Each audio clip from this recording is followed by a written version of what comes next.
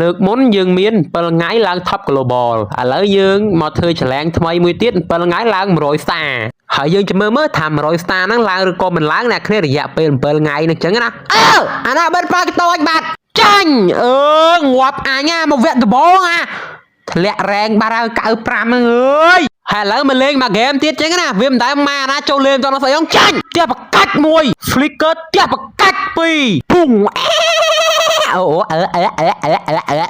ចាក់ពីកំភ្លៀងគោះមួយបកាច់ចាក់ពីកំភ្លៀងគោះមួយបកាច់ញ៉ៅប៉ាំងVictory ណែ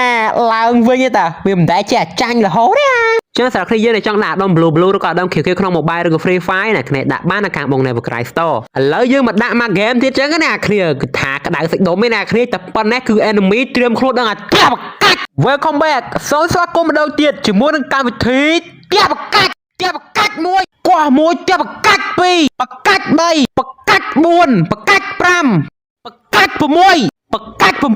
បកាច់8បកាច់9បកាច់10